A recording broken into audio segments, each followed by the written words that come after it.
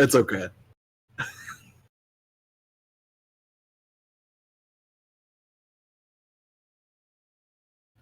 Only two of us. Psh, that's fine. We don't need those clowns.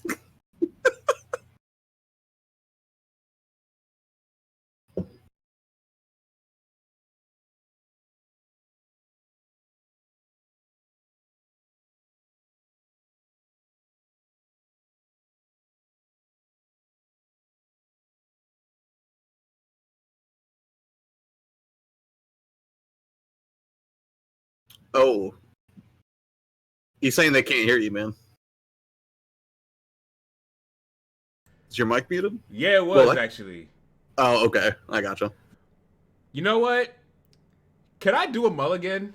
That's the beauty of the live format, man. Anything can happen. Can we do a mulligan? How many people want a mulligan? How many people do we? Should we start over again? Should we start the entire podcast all over again? Should we just start over from scratch and make sure we got everything together? Should we? Should we? Should we not? Let's not. Anyway, going back to the introduction. Hey! Who is it? Okay, who is it? Who is coming into the chat? It could be. It is Go Chain Gamers. Yes. What's up, man? What it do? You can't hear me again. Yeah. Again? You guys can't hear me? Can you guys hear Avidan at all right now? What? I know you couldn't a second ago. What do you need? Can you guys hear me? Yeah, we can. I can hear you. Yeah, we can hear you. Woo. Surreal says he can hear it. All right, Corey says he can hear it. Yes. Okay, all right, we're cool. Good. Whew. Tony must have been behind. That's all. That's what must have been happening. Okay. Red. Okay, so since I kind of messed up. What happened? I kind of put in the wrong intro. I had like my regular video intro, not the Chillcast intro. Mm-hmm. So I'm thinking, should I just start all over again? Are we live? Cause I said sugar honey iced tea really loud. Yeah, we are live. I didn't even notice it. I didn't even notice either. Okay, oh man. You know what? Let's just start over again. Let's just do this. It's live. I don't care. You know what? How can I fix that without going? You know, I can't go live because I have to stop it to fix this one thing. So let's not even do that. That's not even wasting. We could just go from here. It's fine. Man. Yeah. Man, it would have been dope if I could fix it really fast. But anyway, let's give a quick shout out to the chat because you guys have been patient with us. Shout out to Brian Philosophy. Shout out to Infway. Is that Info-T-Rex? What's going on, S-Real Entertainment? What's going on, bro? What's going on? You can hear me, right? Yeah. Yes. I'm so sorry. This is new to me. All right, I'm good now. I'm good. It's a big echo. Is it a huge echo? Yes. Is it? Yes. Oh, darn it. Oh, man. Technical difficulties. You know what? I need to have. These happen all the time. You know what? Because what's up, man? Because I have this Stream Deck now. You know what I need now? Right. I need a button that's gonna have like the please hold a moment, and it's gonna have the elevator music, like that video game. I gotta have that now. I have one of those. I have a retro button that brings up a drunk Lakitu, and it just says technical difficulties underneath while he's holding the camera. It's great. Oh, man. It's all good, though. But what's going on, you guys? Sup, Jacob? What's going on, Tony? What's going on, Chris Levi? Corey Hibben? What's goody? How you guys doing? Thank you guys for coming out to the episode 61 of the Chillcast. I know we are all over the place for the 61st episode, but I don't care. I don't care because I'm going to too many games tomorrow. I said too many games. I'm going to Long Island Retro tomorrow. I was like, wait, what? Like too many Listen. I have a DeLorean in the back, all right? I have a DeLorean in the back. Right. That is my story, and I'm sticking to it. Anyway, what's going on, Loki? But for real, for those of you who are in the New York area, I'll be at Long Island Retro, and we're going to have a lot of fun tomorrow. So first off, I want to give a quick shout-out to the homie, Sincere. How you doing, my dude? I'm good. I'm good now. Do I sound good? You sound good. Are all of us good now? Because we've been kind of like battling all over the place. Mainly me. All right. I think everything's all right now. All right, cool. Yeah, I'm great, man. I'm doing all good things. All good things. All good things. That's what's going on, man. What games you been playing, man? Actually, man, I went back in time. I've been playing Def Jam Fight for New York. I haven't played that forever. That was such a good game. What? Yeah, I've been playing that for the last few days. I was doing a video on it, so I decided, no, let me try to play through the whole single player campaign. That's How many Def Jam games were there? There was Vendetta, Fight for New York. Were those the only two? No, that's what the video is about. The video is about that third one that ultimately was the demise of Def Jam fighting games. So. I gotcha. Yeah, because I think I started with Vendetta on the GameCube. I think a lot of people did, but I started with Vendetta. Then I played Fight for New York, and then I had the unfortunate opportunity to play the third one. Yeah, it's very unfortunate. I just played that too, so. Yeah, let's just act like that didn't happen. Let's not. It's the redheaded stepchild that we don't talk about. Yeah, it's terrible. It's horrible. So, but yeah, man. Glad to have you on, man. Just chilling, man. But you're player 2. What you been playing, man? I should be playing Fire Emblem so I can fit in with all the cool kids, but I have not been playing Fire Emblem. I played it a little bit on stream. And again, I like all the mechanics independently. I just feel like it's a pacing issue for me, right? Like I feel like the time I'm spending battling, I'd rather be running around Diet Hogwarts and whatnot. And I feel like the time I'm doing that, I would rather be battling. But then those battles take a while, right? It's not like 15 minutes easy. Right, like at a minimum, you're talking like 15 minutes to get through one of those battles. So I haven't been playing that. Weirdly enough, what had been rotting on my backlog forever was Wolfenstein: The New Order. And I had put it off because I was like, man, it's just going to be like a standard military shooter. It probably looks pretty good. It's probably got solid gameplay, but it's probably not going to be that, engrossing. But it's got a tremendous story. Like the character, that game is great. Yeah, like I was really surprised at how much I immediately liked the story and the characters and where they were taking the narrative and everything. So I had started that and that was really fun. And then out of nowhere, curiosity got the better of me and I picked up a game again. And I missed the point of the game for about the first hour, and then it started to click for me again, and that was No Man's Sky. They got that big update coming. I want to see how VR is going to be. And No Man's Sky is essentially a very different game than it was when it launched. A lot of people were upset that people didn't deliver on those promises when they first launched the game. But having now played it, it was funny because as soon as I got in the game, I was like, man, the starship is so crap. I need to get a better ship immediately. So then I was like, how do I do that? Because I can't talk to any of the aliens. I don't speak their language. I have no idea what anybody's saying. And then it was like, well, what you're supposed to be doing, you're supposed to be warping to another star system, right? Right. So I was like, all right, I can warp to another star system. What do I have to do to do that? They're like, well, you need antimatter to make a warp core.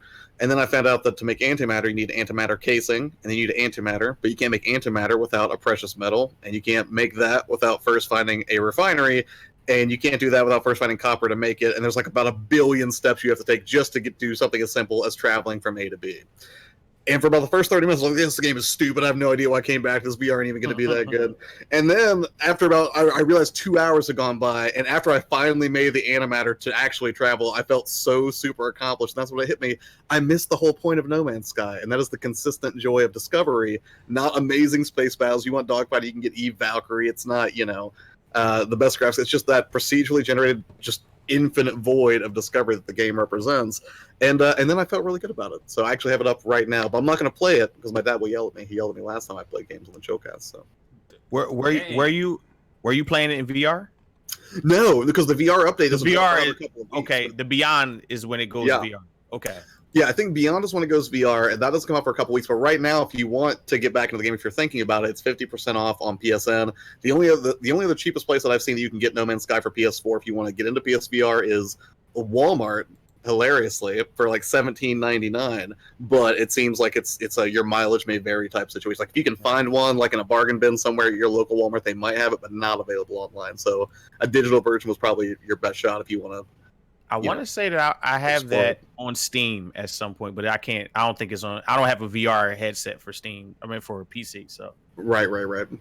Yeah, I mean, like I don't use my PSVR for much beyond Beat Saber, but people were who got to play demos of No Man's Sky Beyond were like, the biggest thing is just the sense of scale is tremendous. It's like stepping into an entirely different game just because now all these procedurally generated worlds that you visit, just have this lushness about them that you never had before just staring at the game regular. So I'm going to give it the benefit of the doubt and give it a shot.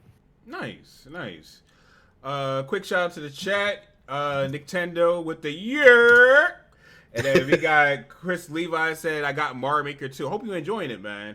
And Josh said, Bro Jacob said, Josh is a simple soul. I can't blame him. It's hurtful. And Sebastian It C. wants to hurt my Respect, No feelings. Man's Sky made a comeback. So okay, but there's some news for you guys. I have to say this. This may come a shock for you guys, but video games cause mass shootings. Now I know. Obviously. Now I know. So it's been said. I know that's a lot to take in. I know that's hard. But if you need to get some water, we got to have this discussion. You breathe. It's gonna be okay. It's gonna be okay, Josh. I know. It's gonna be okay. I'm a simple soul. Video games cause mass shootings. Video games cause people to be violent. Video games are the devil. Yeah, and I think what gets me is there's just so much research to support that. That's the real kicker. So Right, it's just a There is boatload so of much research, right? so much research, man. Like, dog, it's okay. I don't know how much to dissect this because from Monday to Friday, this topic has been evolving into a real animal. And on Monday, I'm gonna speak for myself. See, Sincere, you may relate to this more. Some of you guys in the chat may relate to this because since you guys, and Josh, you may relate to this too because I know you guys listen to some hip hop here and there, and especially you, Sincere. On Monday, Pharaoh Monch's Simon Says was blaring at ignorant levels. Well, yeah, I mean, it was definitely a STFU moment. But I mean, I'm pretty sure people understand, especially gamers, right? Especially people that's been playing video games their whole lives. People that has It's nothing new under the sun. grown and evolved with gaming, right? Like I've been Yeah. playing video games since I want to say the 80s, right? Yes, I'm 35, darn it. I've been playing video games since the 80s, and I watched video games evolve. Video games weren't always this violent as they are now, and it evolved into, first-person shooters. Basically, I mean, they're shooting simulators, right? Yeah. Yeah. I would say, But as a person that has grown up in violent surroundings, I don't think for instance, the first violent game I ever saw was Mortal Kombat. that was and the I game played was a gonna lot touch of it, on. right? Yeah. That was the game I was going to touch on. And I liked playing with Kano.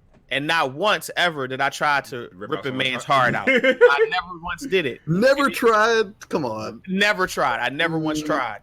But Okay. then as time evolves, GTA and all these things, and those games based around things you actually can go out into the world and do, no matter how illegal they are.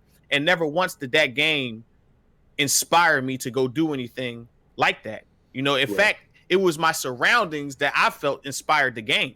Right. And Yep. the game wouldn't exist without that. So when I look at Call of Duty and games like that, those games are inspired by the things that surround the people who make it. Because Right. it's art. Not the other way around. It's It's- not the game inspiring the people, it's the people inspiring the creation of the games. Right. Like, to what you're saying, is art, basically. It's the same thing that goes into music, the same thing that goes into movies. It's a reflection of the surroundings of the people.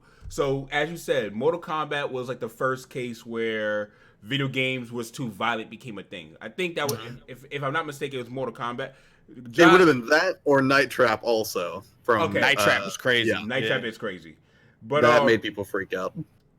But seriously though, looking at games like Mortal Kombat, then as games evolved, you look at games like Doom, like the original Doom one that was on the PC. Then you look at games like GoldenEye, Turok. You look at games like even though those were type mild, you look at games like Duke Nukem, which was kind of on the heavy end on the 64. Or you look at games like Grand Theft Auto 3, going up to Grand Theft Auto San Andreas. You look at games like what other games as if you go into present day, look at games like Red Dead Redemption 2. All these games have super violent aspects and games that are really imitations of life itself. Now, Right. to say that video games are causing this, it's one, it shows that there's an agenda. One, we already spoke about this a few weeks ago about Trump's tariffs against the import tariffs, the import tax for video games. So basically, video games could go up 25%, meaning Xbox One will be $600 instead of $500, if I'm not mistaken. Yeah. And VC, you're right. It is ignorant to keep scapegoating video games, but that's the thing. People are going to do just that because it's easier. Here's the thing. It's easier to point to A or point to B and not deal with the root where they meet at. It's so easy to point at different sides. If you point to different sides, you don't have to deal with the root of the problem if you're pointing to a side. The sides can be cut off, and then the side could grow back even stronger.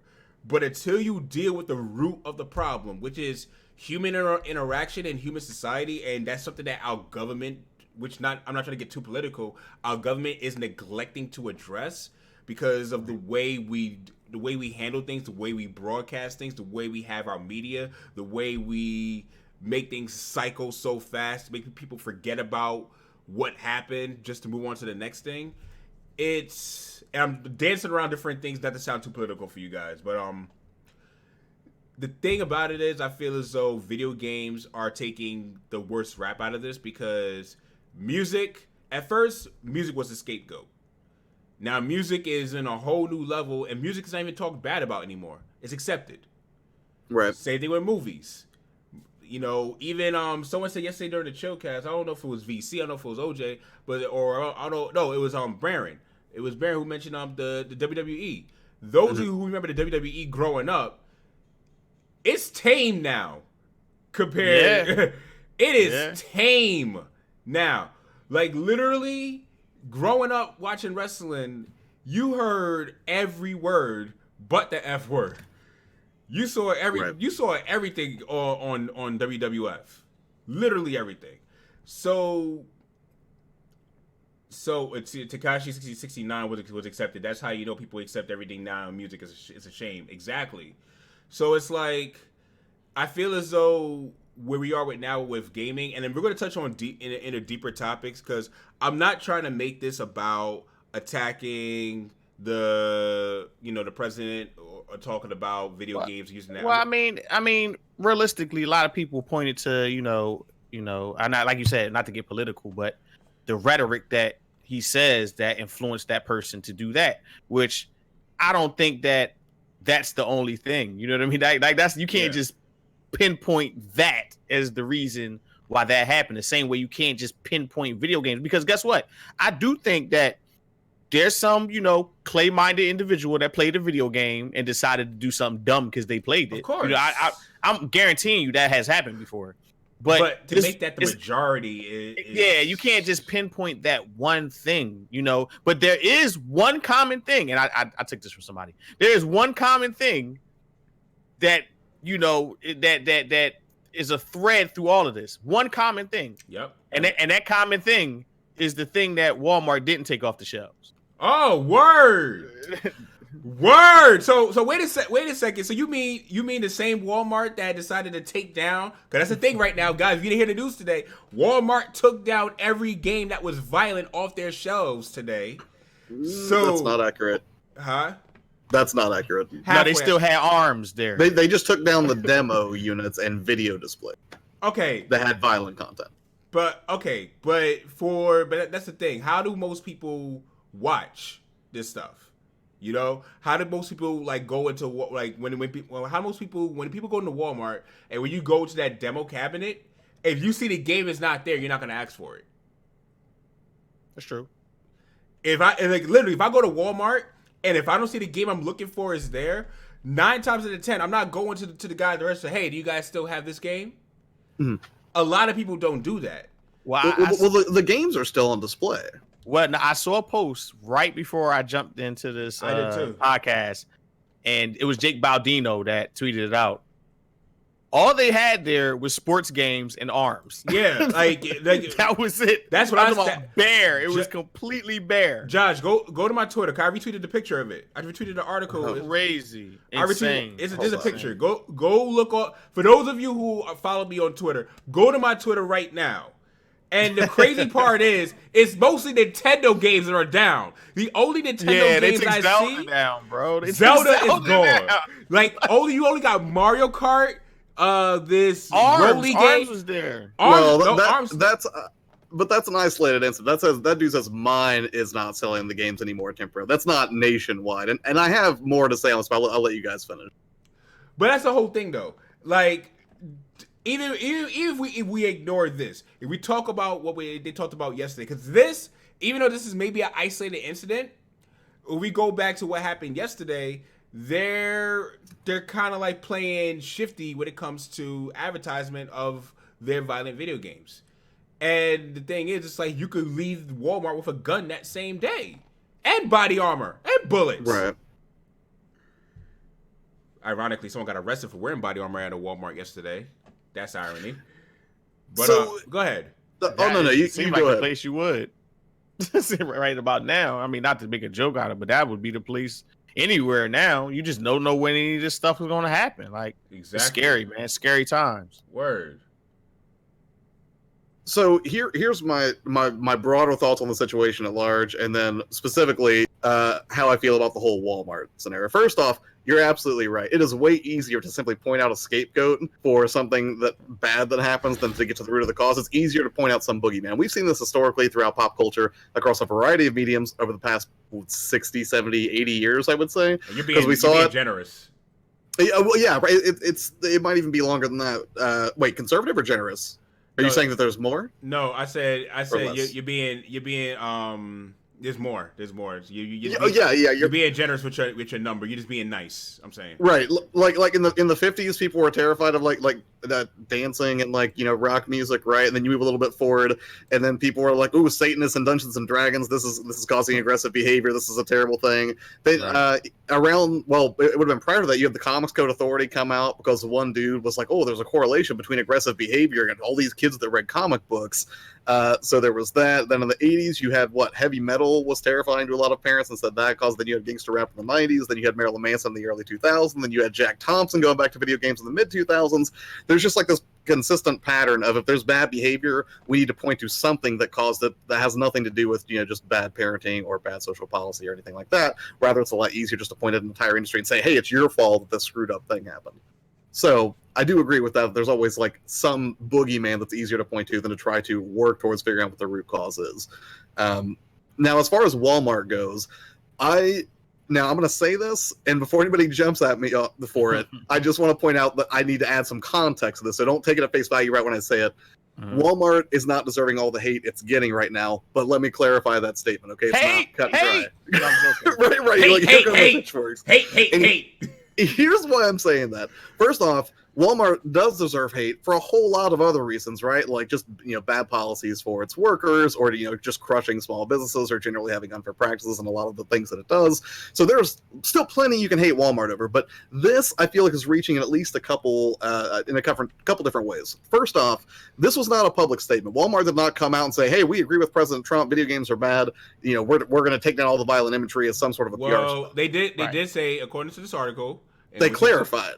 Initially, it was a leak. According to AP Verify, they said Walmart has ordered workers to remove video game signs and displays that depict violence from stores nationwide after 22 people died in a shooting in one of its Texas stores. Yeah, it happened. It did happen in their store, though. So I kind of could, could see the correlation there, like why they wouldn't want to do that at this moment. Yeah. Especially with all the national coverage on the fact that, people blamed video games. So they said, well, hey, maybe, but people also blamed guns, and they didn't, because probably legally they probably can't even take those out their store. So I don't know. It's slippery slope. Here's the thing, though. It's not just video games. They also took down any video displays also for films or movies that you would normally see playing on the TVs that Walmart sells. And they also took video content out of the hunting section. They did. And the other thing, too, is, again, what drove all this was a private internal memo that was leaked. And once it leaks, then they have to do damage control and make a public statement clarifying, yes, this is real. This is something that we did in our stores. But they did not just come out initially and say, hey, everyone, look at this awesome thing we're doing to prevent violence by removing evil video games. No, that's not how it went down at all. It was more of an internal to protect their image, to be more empathetic for the families. Right, and I think that's really what drove the decision initially. I don't think it really had anything to do with Trump or anybody making this statement saying like, oh, it's the video game thing again. If I'm Walmart, right, and I'm in the business of making money, which they clearly are, if I just had a mass shooting occur at one of my stores, the last thing I want in my customers' minds when they come back, or if there's somebody who's returning to that store where that happened and they survived that horrible event, the last thing I want them to do is be picking up their groceries, then glance over and see Call of Duty Modern Warfare and seeing people being gunned down. That's not imagery in the current climate I would want associated with my brand or with my products. I agree. But then you know what though? Then that brings more credence to the fact that people of position of power need to know what they're talking about before they're allowed to speak. Because I agree with that. Not only President Trump, but you had so many news anchors going on the air and openly blaming video games with inconclusive evidence that video games are the cause of it. Mainly because this guy had a huge manifesto. You know what a manifesto is? It's a very long and detailed description of what you want to do. Mm-hmm. If you could iron out a one sentence of them saying video games and you ignore everything else, that to me that makes me worried about what the true agenda against video games really is. Because I don't even think it's an agenda against video games. What I think is when you have somebody in a position of power that makes such a baseless claim that's been just refuted by plenty of reputable sources over the course of years and years of research, it's not about making video games bad and impacting the industry, one that Trump probably indirectly profits from with his holdings. What it's about is changing the narrative in the court of public opinion. Because if everybody's tied up talking about the horrible thing that video games caused, they're not taking a deeper look into a lot of the things that the Trump administration has already been criticized for. Woo! Make a lot of noise over here, people aren't going to notice what's happening over in this direction. Very true.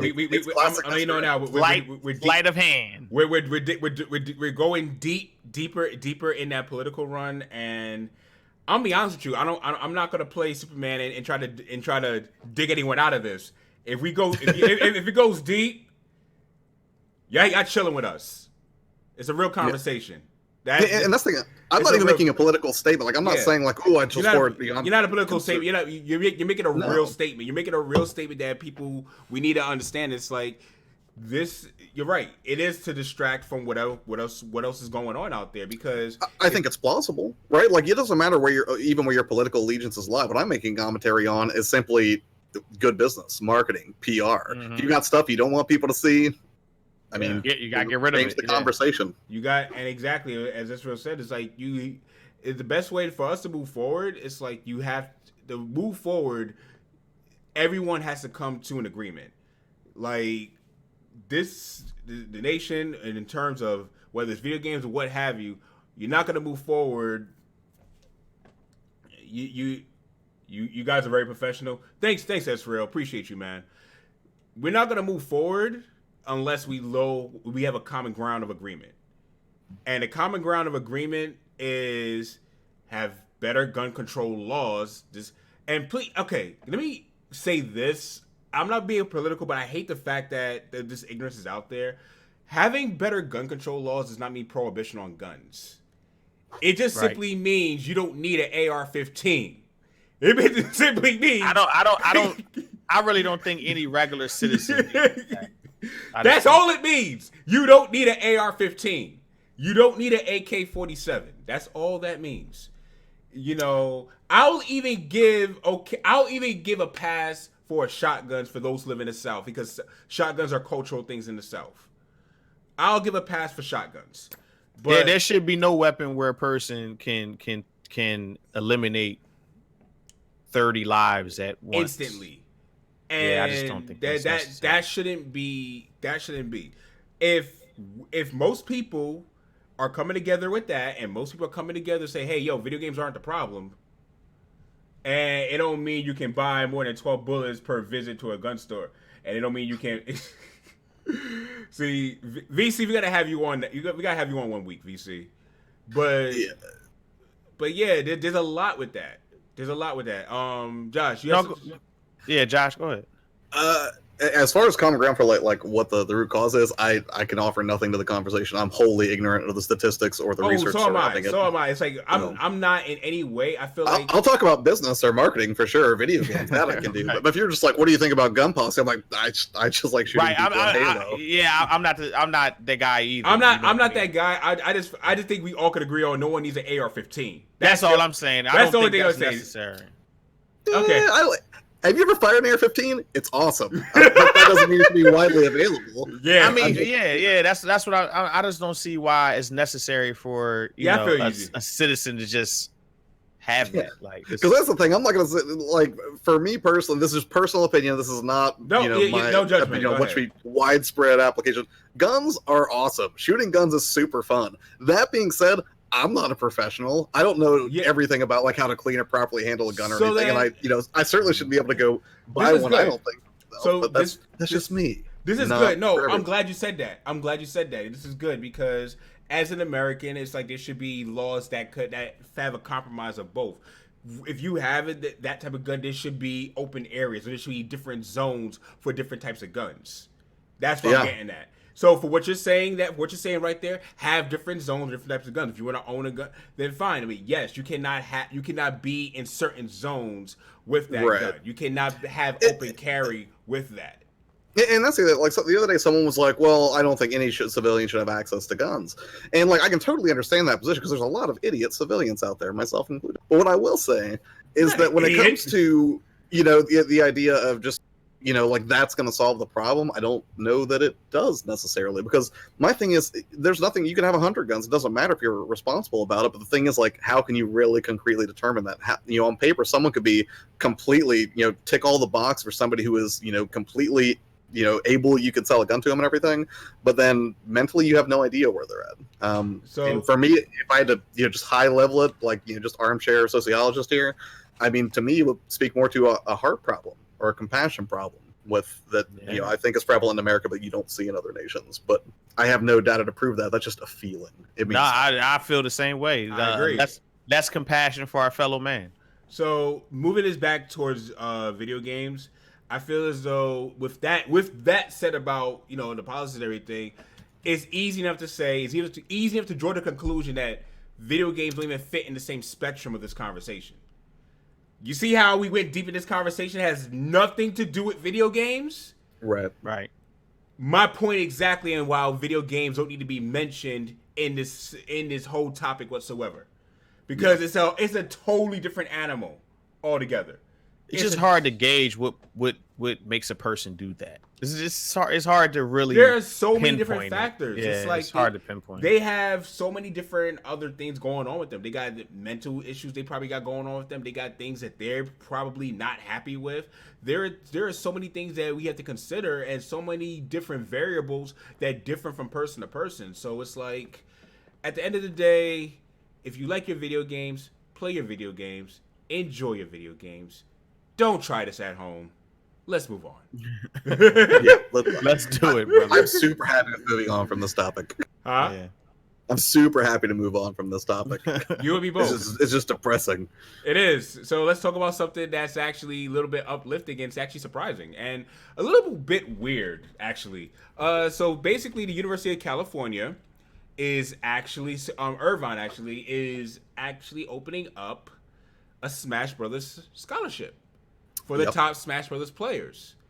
Now, I was actually reading this. I don't know if you guys heard of this yet. If you haven't, I'm just going to read this out. Shout out to Nintendo Life. The scholarship has been made available thanks to a $50,000 donation from the owners of Street Media, a publishing company led by CEO and gaming fan Brian Calley. Players will be selected by university's esports program and Tag Smash Ultimate Club, and funds will be used to offer scholarships worth $6,000 to the top 6 Smash players and cover additional costs. The team won't have a traditional coach, but UCI Esports will provide the necessary staff to coordinate practice times, travel, social media, equipment needs, and competitions. I almost said competitors. It's not Just wait. Oh my gosh. Okay, I just saw something that maybe you almost want to get mad. I'm a slow down because I read down this a line below, and I'm a little upset at this. But it says it's not just a case of showing up and playing games either. Players are expected to practice. Wait for it. 10 to 15 hours per week. I mean, that's not much. And maintain a 2.0 cumulative GPA. A 2.0 for a scholarship. Wow. Like I was on board with like everything you said, but I was like, that's the part I got. That's the part that's the part that stopped me. So basically, hey man, you could just breeze past, man. Just breeze on through school. You know what I mean? As long as you playing Smash, it's all good. Like yo, I'm playing. What you going to school for, man? I'm going to play Smash, bruh. That's crazy. I'm going to play Smash, man. What you think that, man? I need a 2.0. Like wow. Like yo, listen, man. For those of you who have not gone to college. 2.0 is literally the direct minimum. Like 2.0 is like, you know what? I showed get up. On out of exactly. Right. Like, man, get on out of here, man. You don't need to be here no more. Wow. That's what a 2.0 is. And that's a cumulative. So that means out of the 4 years you've been there, just maintain having a 2.0. That's deep. That's deep. Yeah. And I'm like wondering what type of studies do you go? What type of major do you do with that you have to, first of all sound like they trying to train dummies, man. Like, first of all, my question is, if you really looking at it, that means you have to practice at least three times a day. And if you want days off, 4 times a day. If you want some days off, you got to practice like 3 to 4 times a day in Smash Brothers. And I'm sorry, as much as I like Smash Brothers, I will never play that game for that long consistently for 4 years straight. No, I have other games I want to play. No, people are nuts about it. Like you to be the best Smash, like nah, you good. You can keep that. It's like my whole thing is because the thing is y'all offering them scholarships and everything, but what type of programs are you getting into? What type of networking opportunities are you gonna have that you can actually land a real job when this esports money runs out? Because it will run out. Yeah, well, yeah, but you could say that that's the same thing for like just college sports, period, right? Geek, what's good, man? Yeah, there's no guarantee. There's no guarantee in any of it. There's no guarantee in any of it. There's no guarantee. Let me clarify something. In 2019, there is no such thing as job security. Nope. Sorry. Spoiler. Yeah. There's no such like thing our as job. generation, I think, is expected to change careers or jobs minimum of 7 times throughout our working lifetime. There's no such thing as job security at all. So whatever job you have, it could tank literally the next day or the next week or the next month or the next year. With that being said, this Smash esports money, I feel like is good for the moment, but what's going to help them with their end game? At least the one thing I can say about college, I'm not on board with saying college is a scam or anything, but I am on board with saying that college provides a lot of networking opportunities, both with your professors, the students, and the internships that you can get from going to college. That being said, I'm really wondering like what's going to happen next for them. Distracted by life, you're right. It's not for everyone. College is not for everyone. It's not. If you're somebody who is good with their hands and you're a good mechanic, it's more profitable for you to get more hands-on work and more experience and to train your craft at being a mechanic. And you can actually open up your own business at really a lower price than it would be your tuition for a 4-year college program. I mean, but even then, you still need startup money. Yeah. You need some form of knowledge or education about how to manage money, and it still takes some knowledge. You can't just say, "Hey, man, I'm not going to go to college. I'm not going to learn anything, and I'm going to make something happen." Like, I don't know. I wasn't saying that. I just think people it still needs to be knowledge sought to even pull some of these things off. Definitely. But what I was saying was, you don't have to pay the tuition to go to that knowledge. You could save your money and pool your money differently. You can go to you can look in your neighborhoods. Look in your neighborhoods and see who has any types of experience, who's running different programs you can teach, or how they did in the older days. Like, how can you be a protege of somebody? How can you learn to grow under them and actually master everything that they learn how to master? There's so many different things with that. Right. Oh boy.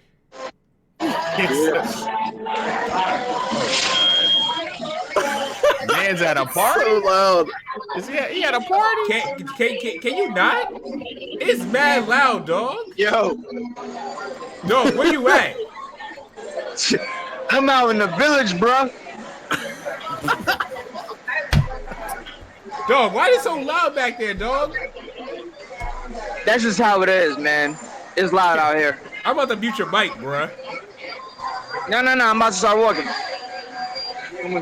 So, y'all talking about the college stuff, right? At least turn your cam on, dog. Yeah. He said y'all talking about college stuff. At least turn on your camera, dog. Sheesh.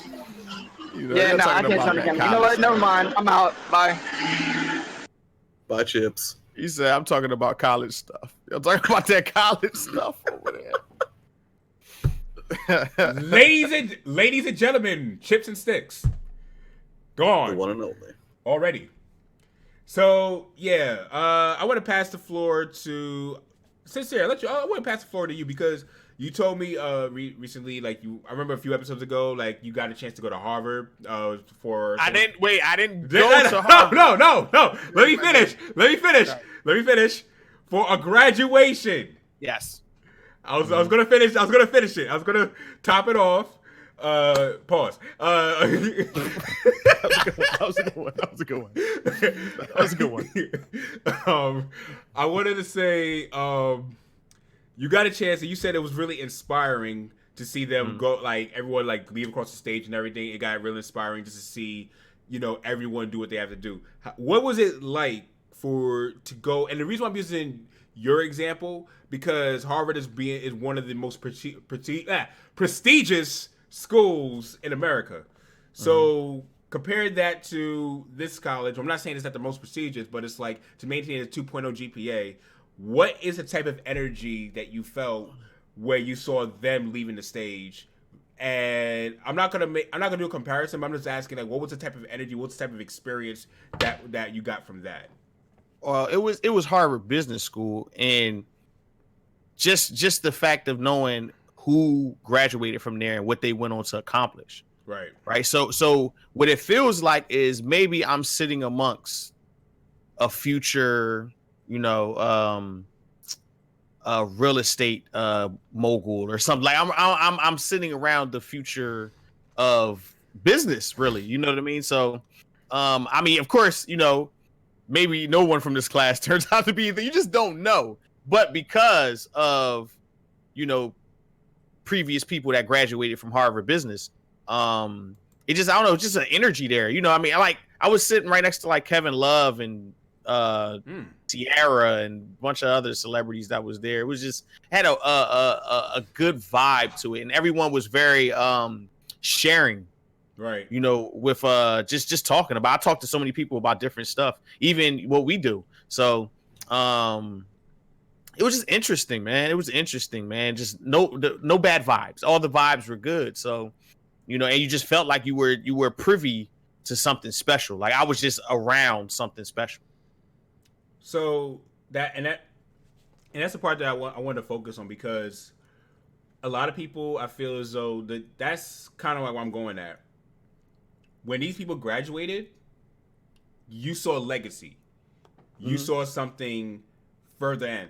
I'm not going against like the Smash thing, but I'm just being totally realistic. The esports life and the esports gig is a very short-lived life. I'm pretty sure it's very short-lived. So I'm asking, but it's the hot thing now. Like that's. I mean, because you even have people that at Harvard, because we went to dinner and stuff, and you walking past tables and you hear like these kids, these ambitious kids pitching ideas to people that have the money to make their ideas come true.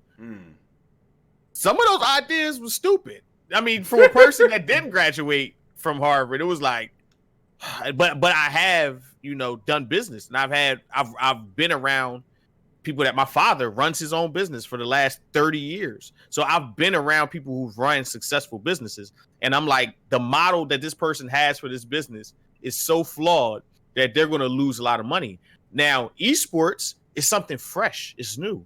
No, they just built this whole esports arena out here in Philadelphia, and I'm talking about they spent millions of dollars on it.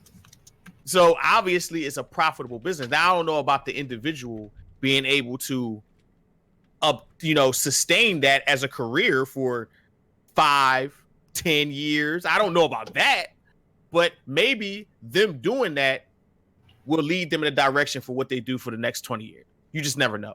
Okay, cool. Now I want to pass this over to Josh to finish off this topic, because Josh is the marketing and business mogul over here. So that's what I like. I wouldn't say mogul for sure, but what I will say is, I'm saying it in terms of hearing. Take the compliment. Thank you, Avidan. I appreciate the compliment. But no, like I guess just hearing about it, for me, I think one of the coolest things about it is I feel like it sort of legitimizes esports a little bit more. Yeah. Not that it really needs it, right? That's what is it? It's not $1 billion industry, I don't think, but certainly a multi-million dollar industry at this point. And that's the thing, like, I've talked to a lot of friends who are just like, esports are stupid. That's not a real sport. And then I'm like, I hear that a lot too. Like, because there are real sports that I would not consider, necessarily real sports, but I'm not going to go into that. I don't want to, offend any of the hardcore sports fans here. But what I will say is I think that's kind of a cool thing, right? I think that it not even just esports, I think it just legitimizes the medium more, right? Where a lot of people, tended, I think, to make the association that, oh, video games are like toys. And, even for most major retailers, they sort of lump video games and toys together. It would be very easy to be dismissive of that. I feel like our generation, people that are, millennials or slightly younger than that, aren't going to have that problem as much as like baby boomers and Gen Xers before us and whatnot. But I think that mentality is still there in some places in society, and I feel like this sort of continues to put a nail in the coffin of the mindset that is, oh, video games are for children, they're childish, you can't have a future in it, which really is completely dismissive of a variety of different career fields that surround video games, from things like independent developers, people who, kind of get started in places like Kickstarter, or developers, or, there's a lot of fields that exist around that industry, because gaming itself is a multi-billion-dollar industry, and esports is part of that. As far as what do I think about people who actually pursue that or get that scholarship and what their prospects are going to be like after college, I mean, it's hard to say. It varies from person to person, right? I mean, some people will go to college and the only thing they're really there is to be glorified hoop jumpers, to get a piece of paper that opens doors for them, because in a lot of fields, just having that piece of paper and acquiring the student loan debt that's required to get that is the thing that employers are looking for. But then also you have a lot of employers who are looking for things like practical experience, which is sort of this weird catch-22 where it's like, well, you can't really get experience without a degree, and degrees cost a lot of money, so you get kind of stuck. But then also, I think that, in terms of the college experience, which is, I'm going slightly off topic here, I guess, but when you think about heavy hitters that are out there that are really pushing things like entrepreneurship on the web and the world of opportunities you have at your fingertips, not even with like a bulky PC like you would have had to have in like the late 90s, early 2000s, but on the phone in your pocket, which is essentially a supercomputer, I think a lot of people are taking a more critical look at the college experience entirely. So in that regard, I think a lot of people are looking at, their future prospects and career paths, and I don't think it's lost on them, especially with, the sort of word of mouth proliferation we've had of the college experience in places like social media, where people are like, look, I'm paying, a ton of money in student loans, or, hey, I went to college and did all the right thing, and I can't find a job because people are now saying that they want work experience that I can't have without already having a job that requires me to have a degree. And I think a lot of people are kind of looking at the college experience entirely as like, is this something I really need? I mean, can I or can I not come up with a great idea, crowdfund what I need to kind of get it off the ground, either through places like Patreon or Kickstarter, build my own brand, and then, sort of take a completely different path that basically eschews the entire old school way of thinking about it, which is just saying, like, go to high school, do good, get into a good college, do good, get a job, and then you're basically set. Even if that were true in today's climate, which it absolutely isn't, you would still have to deal with the fact that our generation is expected to change jobs or careers up to 7 times, which is insane. I don't know if you've ever had to change jobs once, but it sucks. It's not a fun experience, and it's incredibly unlikely that everything that you studied is going to translate perfectly to whatever that new path is that you find. I've always been a big believer in the philosophy. I think Truman said it, like, if someone asks you if you know how to do a job, you say yes, and then you just figure out how to do it later. because I feel like that's what you have to do in a lot of, like, especially in the IT industry where people are like, you're a computer guy, right? Like, oh, then you're an application developer, when you may have had no idea what application development is, but you're just like, yep, I know how to do that, and then you just sort of figure it out. So I'm not sure if that's all tied together in some larger point, if I'm just rambling, but long story short, I think it's great. Like Tony did Tiger great? Not that great. That's a level of that's really great. That's really great. That's great. That's what it is. So all right, cool. So we're gonna move on to the last part of the topic. We're gonna go into this random Q&A at the end, and I want to talk about Nintendo Switch Online. Now, the reason why I wanted to talk about this is because I happened to look at the August games that are coming out for the Nintendo Entertainment System games, and at this point now, I'm just playing online to play games like Smash with my friends. That's it. Play Splatoon with my friends. That's literally what I'm paying. Wait, I'm not even paying. I got the free Amazon Prime membership, so I'm just riding off a free membership for the time being. Right. Because for real, I'm just bored. Yeah, what's going on? What's going on, Game Looters? I mean, you say you bored. You bored of I'm just bored. What the online has to offer, or I'm the fact bored with what the online has to offer. I'm mad at the special offers. In fact, I wish I could. You know what? I'm not gonna do it on my screen, on my back screen, because we don't got time for that. But let me. But I mean, like, as far as like they got the Nintendo Entertainment thing with the games on it. Yeah. Or are you displeased with how many games actually utilize the online? Like that, I don't. It's everything all in one day. Actually, it's like if you go to the Nintendo Switch Online website, right? And I was on there today. You go to special offers, right? When I hear special offers, I'm thinking I'm gonna feel special. You want something free, man. That's what it is. No, not free. Not even just free. I want something special. The only thing the special offers got going for them right now are these vouchers. I was about to say, I know you're going to say the vouchers right now. That's the only thing that they have going for them right now is the Nintendo Switch vouchers. Other than that, Tetris 99? Hey, Tetris 99 is good. Nintendo Entertainment System control. Exclusive Splatoon 2 in-game downloads? And this is all that we've gotten? And I'm like literally... They're just now offering trials for video games. Like, it took them, let's see, how long has the Switch been out already? Like, going on 3 years? No, this is the second year, going into the third year. Going into 2.5 years, right? 2.5 years, man. And they boast and brag about over 2,000 games. How many of those games are actually good? How many? It's a lot of shovelware there, but you have to remember, man. And like I think we talked about this like on an episode a long time ago. Third-party support. That's what fleshes out the catalog of any console. Is third-party support. Let me give it. I don't want to derail with the games. It's like how many of those games online, and bring out to your point, how many of those games utilize good and fun online? Like, not many of them. The games that are some of the most fun on the Switch to play online are the ones that you can actually download for free. Some of the most fun games are the ones you download for free. Paladins, Fortnite for a lot of people, believe it or not. Warframe, DC Universe that just came out. There are a lot of free games that you can play online for free, and I'm just gonna go like this. When it comes to online and having perfectly online features, and I'm only bringing this up because it came to mind. I'm bringing full circle. Sorry from all over the place. You revised this Switch. You revised this, right? Why is I'm looking for a Pro Controller. Why is it that this could get a revision, but not this? How come y'all could come up with so many special versions of this and not let this have a headphone jack inside of it, and let it have Bluetooth to the Switch to connect to? Or for that matter, how come I can't use Bluetooth headphones with the Switch and portable? Yeah, mode? exactly. There's a lot of questionable design man. decisions. There's a lot of questions. I would love that. Actually. Like Bluetooth headphones with this, like real Bluetooth.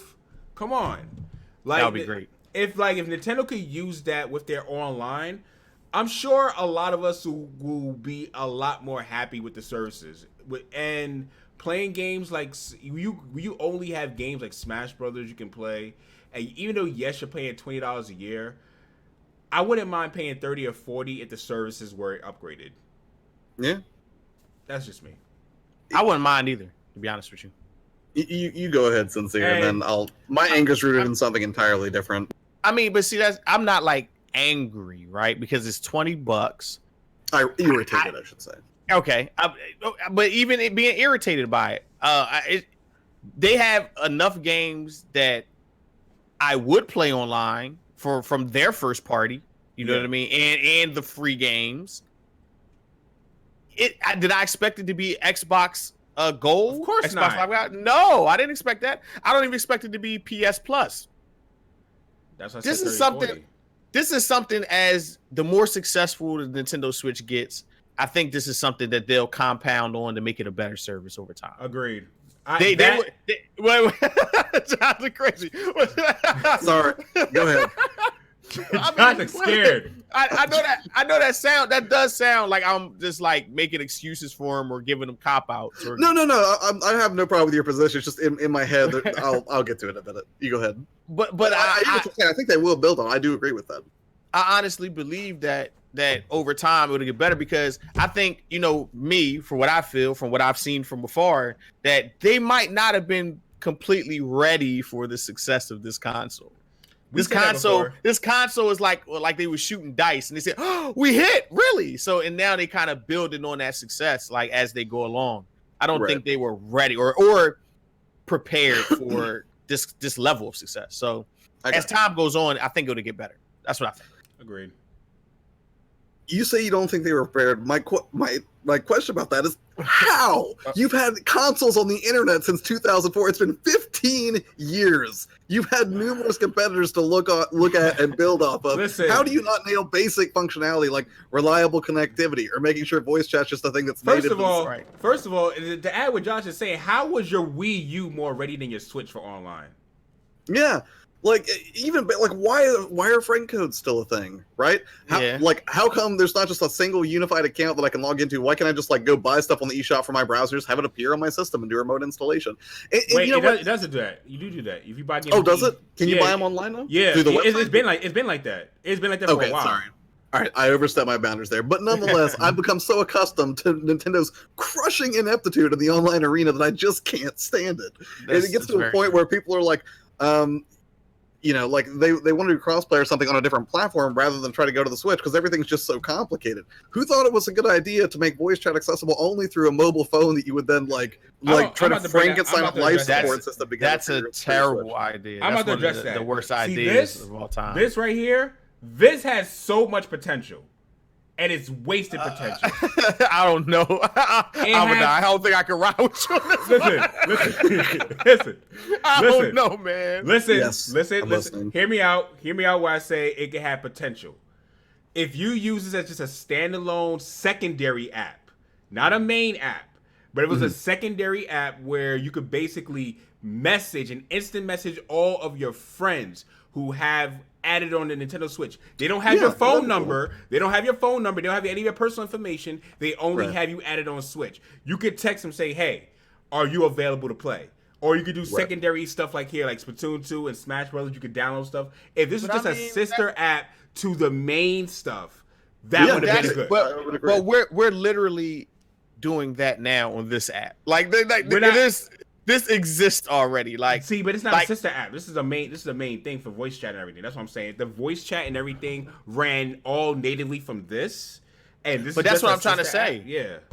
I think that for one, you have to build that and you have to bake that into the console. Like when I look at Xbox and PlayStation, online components are baked into the nature of the console. There's nothing. No, it's not. You could play Fortnite and all the free games. Wait. I'm gonna tell you exactly why it's not. There's just one feature that's missing. It's just not. What?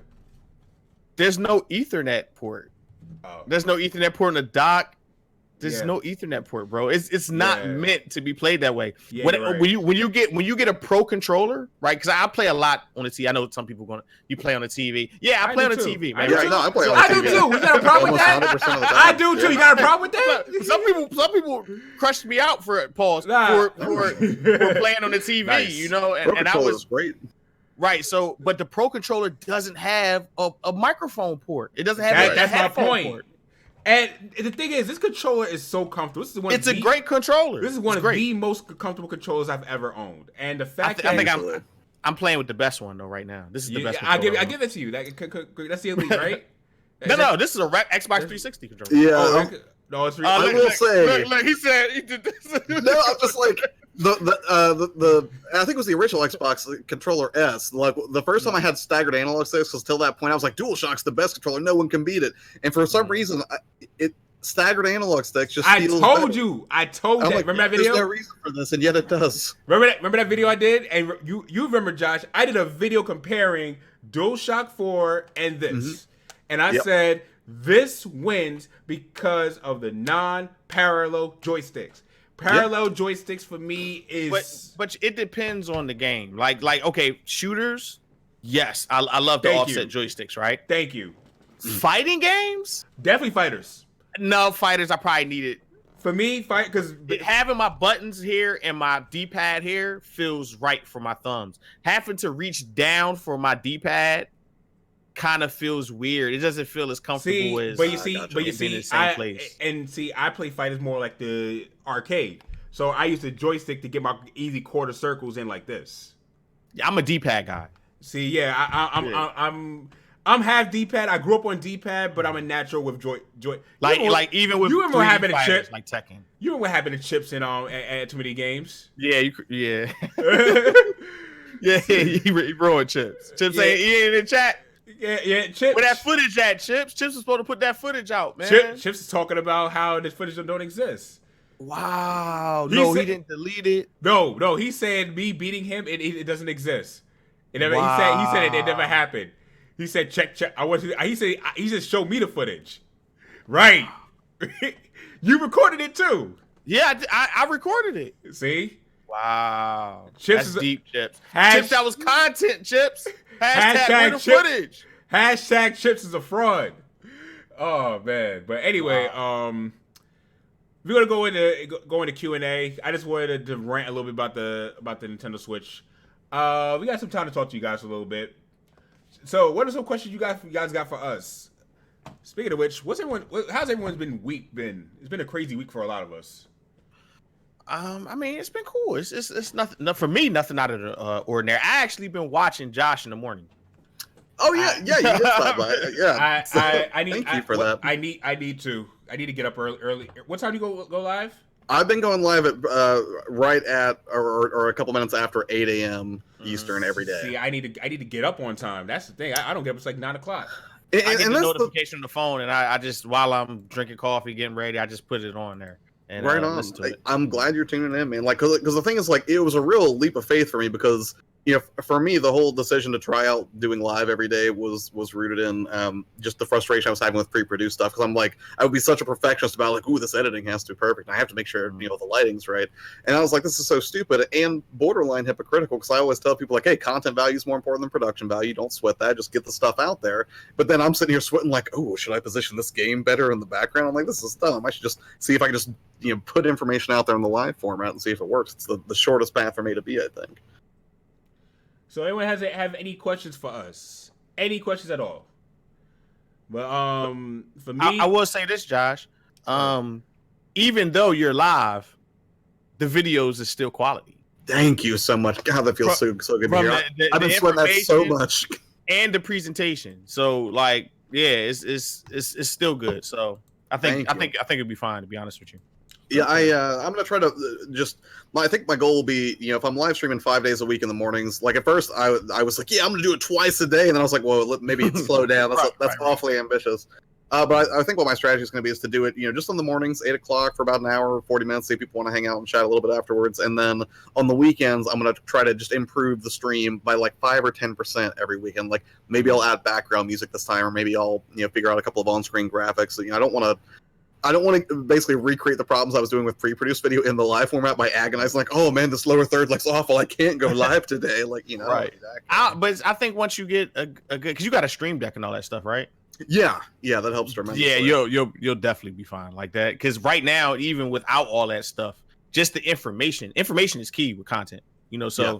So the proper information, along with having a nice camera and all those things, right? And you kind of can play with it as pause. You can play with it as you want, as you feel. You can do whatever you want and make it, as grandiose as you want or as simple.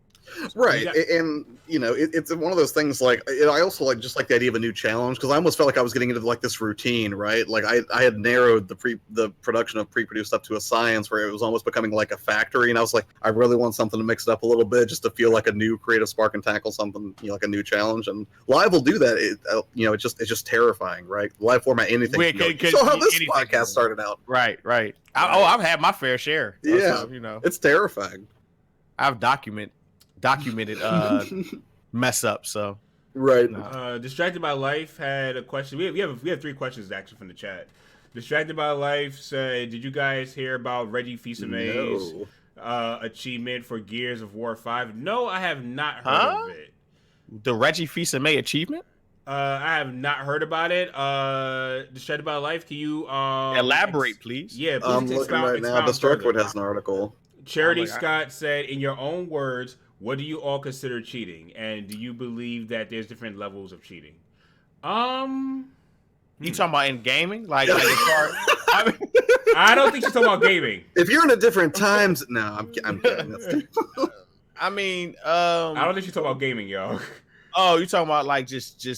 Well, I'm married, so anything that involves anything with another woman that's not my wife is cheating. Now, if you're talking about video games, I mean, it's a different story. There are many subtle layers. Yeah. Camping, not cheating, but some people will consider it cheating. I don't think camping is cheating. Like when I play in a first-person shooter and say I go on a nice string and I get a kill streak and I'm doing good. Yeah, I might find a corner to camp in to maintain. If you get a sniper rifle, why am I going to run out in the open? No, of course I'm going to sit back and just pop people from a distance. Yeah, I want to maintain that ratio, that KD ratio. Y'all should know me. I play Apex. That's my style. Sniping's my style. I love it. I think the way I would explain cheating in a video game would be, provided you're not doing anything to modify the constructs of the game, things like modem glitching or doing geometry glitches or things like that, it's not cheating. But the second you start operating outside, like if you just use unorthodox strategy, not cheating. Aimbot, cheating. Yeah, definitely cheating. Yeah. I seen a guy playing Sekiro, and his health didn't go down at all, right? So he's live. This is a bold person. He's live, and he said, and I won't say his name. He says, "Who likes dying? That's not fun." Okay. I was in tears. Let me completely missed the point of that game. Who likes dying? I don't want to die. It's not fun. I'm like, wow. But right. But Charity, to answer your question, my definition of cheating is simply up, down, left, right, BA start. That is my definition of cheating. You think that's cheating? That's definitely cheating. That's not cheating. That's cheating. If it's a code that you remember 30 years after it happened, it's cheating, bro. That's cheating. That code was left in by developers on purpose, okay? They knew you were beating Contra your first try with 3 lives. There's no way you're beating Contra. That is the craziest. That's the hardest game of all time to me. If you actually try to do that without that cheat, there's no way you're beating that game. Right. But is it cheating if it's built into the game? I mean, they do call it a cheat menu. Oh god, my whole perception is shattered. Who am I? Right? Yeah, it's a cheat menu, man. You're cheating. Cheating the game. Oh, okay. So is it allowed or is it not allowed? Because they kind of provide a menu for you. It's like they kind of say, if you want to do it this time, then you have this to choose from. You have this to choose from. You have this to choose from. Is it bad per se? I But, mean, it's still cheating. It says cheating bad. I mean, yeah, cheating is bad. Well, no, go ahead. No. I want to hear this. Go ahead. Well, no, like if you enable cheats or things that operate outside of the game, but all the players are in agreement, like you're at a LAN party or something, everyone's like, yeah, let's turn on big head mode or something like that. But see, I don't look at that kind of stuff as a cheat, like big head mode or. It is. It's the cheats menu. To me, that's like a mod. That's not a cheat. Okay, I can see that. A cheat is like I can't die. That my health doesn't go down, or I'm infinite ammo. Infinite ammo, or I'm overly powerful and didn't earn that power because that is to be earned through progress through the game. But I have it now. That's cheating. Yeah. I would agree with that. My LAN party scenario doesn't really hold up. Big head mode that's mod. So yeah, it isn't a cheat menu though. You're right. Aiden Quinn asks, how far are you guys in Fire Emblem playthroughs if you're playing through it? I have gotten to the point where no spoilers, but the second time you run into the Death Knight. So I'm not gonna give no spoilers for kind of how far Josh is or anyone else in the chat is, but the second time you run into the Death Knight, I just got past that part. Josh? How far are you in Fire Emblem? I would say 8 to 10 hours in. Okay. Probably. Cool. Like I've chosen my house. I've started to. I made it through the first couple of battles. I think. I'm rapidly advancing time, but I'm not very deep into the story. And if I'm being 100% honest, it's not gripping me the way that I was hopeful that it might.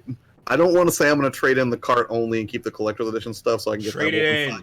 But, do it. But it has crossed my mind. Cut the bad fruit from the tree. If you don't like it, you don't like it. It just feels so wrong. But it's the prettiest steelbook in my collection. I feel so conflicted. That's a very nice steelbook. It's so nice. It's so pretty. Very nice.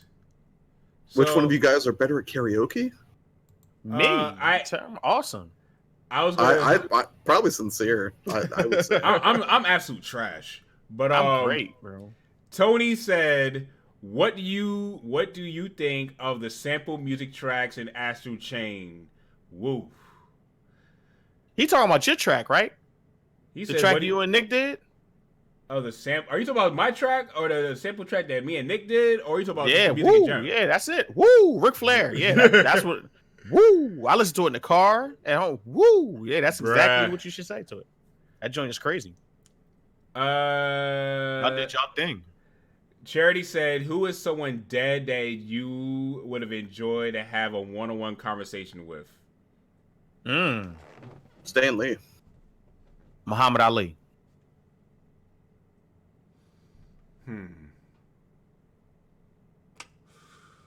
You know what? I like the weird questions. I'm fine with it. I'm fine with these weird questions. Keep it up. You know what? I'm trying to think. I have a few in mind, but let me check. We just pick one. Charity is asking good questions tonight. She asking the great questions. I thank you for this. Come back forever, Charity. You know what? Someone who is, I forgot his name. You know what? Actually, no. I got one person that I said if he was still alive, I would love to have a great conversation with him. Heavy D. Wow. Yeah. He's seen every facet of the game. Exactly. Artist, production, executive. Man, people will say Pac or Biggie in this. No. I want to say Heavy D. I want to have a conversation with Heavy D. That dude's been everywhere. Everyone knows him. Like, that's crazy. Exactly. Yeah. So, also, you know what? Now that I think about honorary mention for Bruce Lee, I think he would have had a lot of wisdom and insight. Definitely Bruce Lee. Yes. Good ones. You talking especially an old Bruce Lee? What? Man, listen. What? Bruce Lee was literally like the dirtiest player in the game, and people just missed that, man. Aiden Quinn said, "Would you guys rather be in Final Destination scenario or Child's Play scenario?" Child's Play. I can identify my target there. In Final Destination, literally anything is going to kill you. Everything's a target. Listen, if it's Child's Play, all I gotta do is go to Walmart and get a gun. Oh, come on. You're like, I don't want to get political. Watch me make this gun joke about Walmart. right. Yeah, right. What would you do if you saw a little 2-foot dog walking with a knife chasing after you? I'ma kick it. Yeah, I'm 200 pounds. I'ma kick the dog's gonna go flying after I kick it. Yeah, Listen, you know how people kick that thing in the movie and it still lived? I want to make sure that thing dies. All right, you know what? Fine. I'll get something you can't get. I'll make my own homemade flamethrower. Homie, I don't know how to make that either. Yeah, like what are you doing in the house? Like I have like a candle lighter and like some Aquanet just to make Right? it do. Like I mean, throw a candle at him. Light the candle, throw it at him. Yeah, that wax gonna do you in, Chucky. Yeah. All right. I'm not MacGyver over here. Right, that's what we're talking about. Obviously, we're talking to MacGyver, right? It would be like Shaun of the Dead when they're just like whipping like vinyl records at the zombies as they approach. That would be my best case scenario. Yeah, my whole thing is just to kick it. I don't have anything else. Please excuse my humor. I am not serious at all. I hope no one's offended by my joke. No, man, you're supposed to keep it going, man. You're not supposed to tell nobody you joking, man. They're supposed to leave when they leave the podcast tonight. They're supposed to believe everything you say, bro. That's the greatest jokes. Next time. Who else? Distracted by Life said, Do you guys want to see another Expendables movie come out? No. Not at all. We're good. I was good with the last. I totally want another Expendables movie. You guys are crazy. Why wouldn't you want that? Wow. I'm sorry, but there's something inspiring me. Well, like knowing that Sylvester Stallone and that cat's been making like action movies since before I was born, he's still doing it. I admire that. Same way I admired Stan Lee being in this '90s, still writing new stories. I do too. Like there you is stop a part living, of that, you start dying. You start dying. That's true. But that last movie was terrible. I didn't see it. So it was terrible. I saw it. I still want more. I saw it. I was we have Hobbs and Shaw now, man. I gotta see that. I gotta see that actually. Got Hobbs and Shaw, man. I was talking to somebody the other day, and they were like, "Are you gonna go see Shaw for real?" I was like, "Of course I'm gonna go see. I've been watching Fast and Furious since like I just got my driver's license in high school, which makes me sound super old. I realize, but like I think it's great that franchises still continue, but the way it keeps getting ridiculous, I'm like, I guarantee. Within the next 5 years, we're going to see Fast and the Furious in space. Mark my words, they're going to be like, we got a terrorist on Mars. Bro, the villain was a superhuman. It was this is the craziest. This movie's crazy. It's crazy. Yeah. Was it good? From an entertainment perspective, yeah. Okay. If you're looking for acting chops and plot, no, it's not at all. Man, nobody watches these movies for a deeper insight into the human condition. Okay, I want to see The Rock do that thing with his eyebrow. That happens. When I see Hobbs and Shaw, I'm thinking Lethal Weapon. That's what I think of. It's probably more dense than Lethal Weapon. Like Lethal Weapon had more comedic elements. Yeah. It's not as. I mean, it's goofy, but it's. Lethal Weapon was, I don't know, it's different stuff. So, all right. Chris Levi said, "What do you guys think of the new Pokemon form for the Galar region?" You mean Gene Simmons? The Gene Simmons? Yeah, I saw that. You mean Kiss? You mean Obstagoon? You mean the who's going to be probably one of the new favorites? I'm not a Pokemon guy, but it looks cool though. I was saying he looks cool. He looks cool. I mess with it. I haven't seen it, but I assume it's cool. Yeah, I've seen it. It looks cool. Aiden Quinn said, I do have to say Fire Emblem's veterans agree that Three Houses was the slowest start of any of the game series. There's the heavy stuff. Oh, okay, he's talking to somebody else. Charity Scott said, what would you all say is your biggest flaw in your character that you are aware of? Personally, I tend to push people away, so I'm working on that. That's a great question. That's an awesome question. You go first. I'm not going to expose all my insecurities first. This is your show, Avidan. Okay, I'm just chilling out here. All right, cool. Wow. One of my biggest flaws is I take on everything by myself, and I don't ask for help. Even when I think I need help, 9 times out of 10, I don't ask for help because 9 times out of 10, I'm thinking that I'm going to be inconveniencing other people, which is something that I totally despise doing. So instead of inconveniencing other people, it's a flaw. I call it a gift and a curse because the gift, it makes me start studying more and learn how to do more things by myself. So I become more knowledgeable in other areas I wasn't normally knowledgeable at, and I learn how to do those things. So it made me for the good portion of my 20s a jack of all trades, a master of none. So right now I'm in my 30s. I'm fighting against that and mastering one or two skills. Anyone else? Yeah. So when you pause, like, no, next? go ahead. I didn't know if there was more. No, that's fine. For me, like honestly, like I would say initially my first thought would have been an answer similar to Avidan's. I don't like that feeling kind of inconveniencing other people. But if I had to be really honest about one of my biggest flaws, it would definitely be, and I will use Avidan's verbiage, kind of a gift and a curse, really, I think, and that would be, I have really bad anxiety, and it's all rooted in a particular flavor called imposter syndrome, where typically people who do that are usually high performers, but it also comes at the expense of the enjoyment of those achievements. Basically, you think that no matter what you achieve or what you actually get done, it's all dumb luck, right? And at any point, someone's going to point to you and be like, that dude don't know what he's talking about. He's a fraud.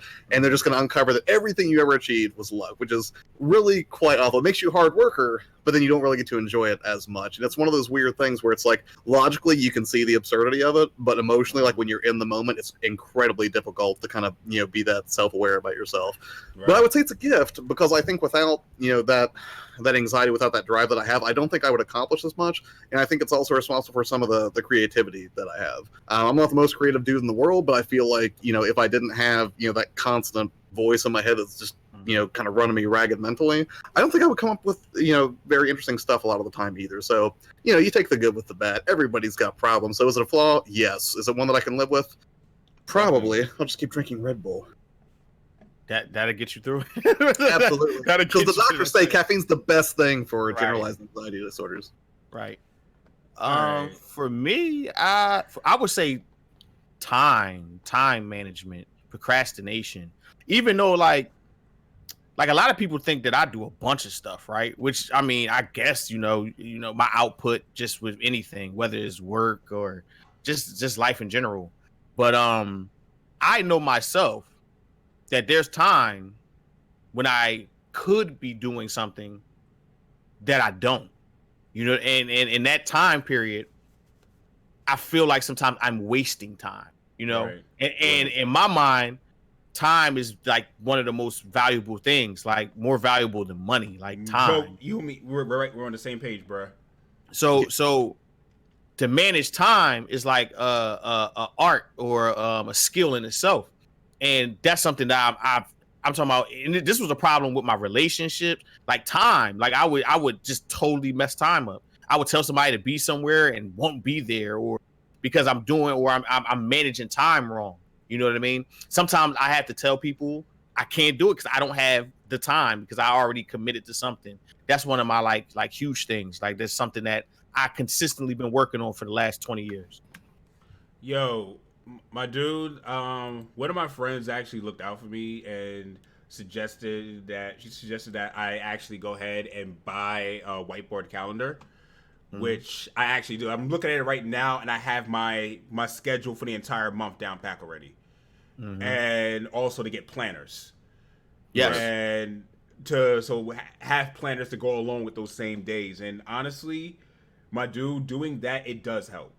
Like, I just started this week, and it's like, I remembered, I was on point to do everything this week that I had to do.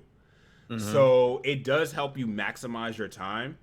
And one of the things that I tweeted this morning on Twitter that I feel like a lot of us tend to do with time management, what I've noticed with managing your time, it comes at a price of something else that, for me, I'm going to say for me, what I had a problem with time management. And this is something that I tweeted. I said, data is great to have, but there are some things you have to wait, that's yesterday's. See, I'm all messed up. It was today's. I said, in order to reach new heights, you have to sacrifice load that is holding you down. Oftentimes, that load is comfort. Comfort often discourages optimization. It keeps the status quo and fears change. And today, I encourage us all to be comfortable. where I'm coming from with that, especially time management, a lot of us are comfortable doing the same daily tasks that we're doing. Sometimes that may be playing video games for like 2 to 3 hours. Time management is cut down to 1 hour instead of 2 to 3 hours. Time management says, you know what? I feel it's not comfortable for me to go ahead and practice this thing that I'm not good at for long periods of time. But with time management, it yields discipline. And when you're actually disciplined in keeping your time, you become a master in so many other different areas of your life, which is why I've been taking more time to practice that for myself. So that's why I said this morning, I said let us all go, because it's something that I myself or is working myself out of. And I don't want to mess up my camera and just show you guys my whole lighting board. I even marked down tomorrow that I'm going to Long Island Retro. Just even though I know it in my head that I have to go, me having that there was a great reminder for me to print out my tickets, to get my bus tickets. Not necessarily purely within the realm of time management, but I know what you're saying about kind of externalizing things, because this is true of like IT work, but it's also completely true of a lot of the stuff that we do on YouTube. It's so virtual, right? It's easy. Like you can put in like 50 hours of work on YouTube in 1 week, and it still feels like you have nothing to show for it, because it's sort of like just sitting on a hard drive somewhere, just being data. Meanwhile, like, just writing things down, like, I want to have X number of subscribers, or I want to grow my income by X% using these avenues or whatever. Having it written down in some place you can see it and make it tangible makes it so much more real and so much easier to keep track of than just leaving it. Like there are so many apps that help you with things like time efficiency or scheduling or logistics and all that stuff. But I don't know, there's just, and that's the thing, I have horrible penmanship. I cannot, it's like doctors, chickens pretty much. But it still feels good to have like a post-it note up that says, remember to do this, or, whatever. Everything's just so virtual. Yeah. Anyone else have any other? We did. There were more questions. Hold up. That was a great question, by the way. Let's see. From Aiden? Distracted by Life said, "Do you guys think terraforming Mars is a realistic possibility?" He also asked, "Does Beetlejuice scare you or make you laugh?" I'll tell you right now, Beetlejuice makes me laugh. But Beetlejuice definitely makes me laugh. It's creepy, but it makes me laugh. But do you guys think terraforming Mars is a realistic possibility? I'm not. Yes. I'm not even knowledgeable. I have nothing to say about that topic. So. Here's what I'll say. Go ahead. I think it's absolutely possible, and it's not because I have some grand understanding of astrophysics or celestial bodies. I don't. Bro, you were playing No Man's Sky. No, all right. Well, okay. I don't want to brag you guys, but I've been terraforming all night. No, this guy. I only believe in it because I believe in Elon Musk. That dude is a complete maniac. I'm at least somewhat convinced the dude's an actual alien. That dude's gonna get it done because his willpower is extremely strong. He believes it's possible. Psychotic. He's gonna get it done. He'll be on Mars by the time he's dead. I guarantee it. Aya Quinn said, "My last horror-related question since I got a dip. Would you rather be pursued by Jason or Freddy?" Oh my gosh. Neither. It's going to end up, you're going to be dead. You're going to die. Jason. See, the thing about Jason is you can run away. Jason will walk, and it'll still end up where you are. You go to sleep, Freddy will mess you up when you sleep. Right, like you can't outrun sleep. Eventually, you're going down. It's all a bad deal, man. That's just a bad deal, man. That's not even... Like Jason could be distracted with by his mom, like you at least have some strategy in mind for that. But Freddy, if you can't distinguish between, if you're like, I've had dreams before where I've had a false awakening and I wake up and think I'm awake but I'm not, and I go through. I hate those dreams. I feel like I'm going in. I feel like I'm going in circles like that. Oh man, I don't like that. That's a hard pass. Nope. But anyone else have any other questions for us? Anyone else? Because that was fun. Charity, you come on through to the Chillcast more often. Ask us more of these deep questions. Yes, Charity, come back forever. Yeah, those are great questions. Those are great questions. You have any more? If anyone else have any more questions? Yo, Sincere, you coming to New York tomorrow? No, I'm not going to be able to make it. I was going to talk to you about it off air, but it's all good. You put me on the spot. It's all good, man. I'm gonna be up there. I'm gonna be up there off the solo dolo, chilling. Cause it was last minute, and someone like my homie, he told me like, "Yo, I got you." I'm like, "I have more, but I don't want to be greedy." Go ahead. Yeah, go nuts. We got room for 3 more questions tonight. 3 more questions, and we're out. Also, I just gotta say, like, I really like that we're doing this at 10 instead of 10:30. I feel like I've got so much more energy near So the do end I. of the Chillcast than we used to. So do I, actually. I feel the same exact way. So I definitely am in full agreement. We have 3 more questions, and then we'll dip out. If you guys don't have 3 questions, we'll get right into outros. It's gonna be an easy night for outros too. Should go pretty quick, I'm guessing. It should go pretty quick. I should talk like really slow to kind of speed it out, make it seem like all of us are here. Right. Yeah, but Chris Levi said, and what do you guys feel is the biggest achievement on YouTube? Is your biggest achievement on YouTube and social media, like hit or goal list was? My biggest achievement was hitting 1,000 subs. That was my biggest achievement on YouTube. Hitting that on Twitter, I'm sorry, I don't really consider 1,000 followers super huge on Twitter because kind of like how Josh said, you got imposter syndrome. For me, I feel like I get lucky. You have tweets that go viral, and then a whole bunch of people follow you. So it's like, right. I think I got lucky with that. You know, I don't feel myself I'm the most interesting on Twitter. But in terms of YouTube, I would say 1,000 subscribers because that's something that I had to consistently day after day after day after day work towards. So it's something that I hold of high importance. You guys? I don't know. Like for me, like the numbers, whatever was like, I was just happy somebody liked something I did. Not like hit the like button, but you can appreciate it. They appreciated it. They commented and you saw that they literally watched and listened to the whole thing they did. Yeah, I get it. That was fulfilling. That and I mean, for the most part now, I guess I done worked myself into, now when I post something or put something up on YouTube, usually, because I try to put my foot in my stuff. I try to make the best stuff I can possibly make. I usually get a positive reaction. I might say something outlandish. I know Avidan has been through the podcast and heard me say some things that probably wasn't the most favorable, but that was just me speaking my truth. But I try to make the best product or experience a person can have that I can, capable of making. So people expressing they enjoyed that experience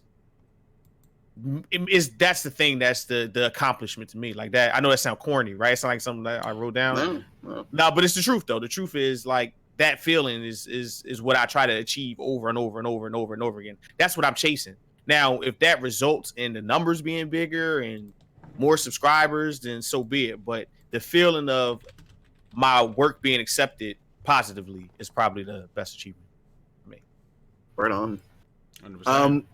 My answer would be similar. I think it's like, for me, the greatest sense of achievement I got from what I've been doing on YouTube after switching to Your Player 2, because I've been on YouTube for like a decade, but I didn't become a YouTuber till the past couple of years. And when I really sort of found my focus with Your Player 2 by creating content that was either informational in nature or encouraging or inspirational in some way, the biggest achievement or sense of fulfillment I get from YouTube is when somebody reaches out to me, or I see somebody leave a comment, or someone says, "Hey, I started a channel because of something you said," or "Hey, I decided to keep going with what I was doing because of something you said." Like, that's the most fulfilling part of it for me. And it's weird because my goal with personally on YouTube is to go full time with it someday.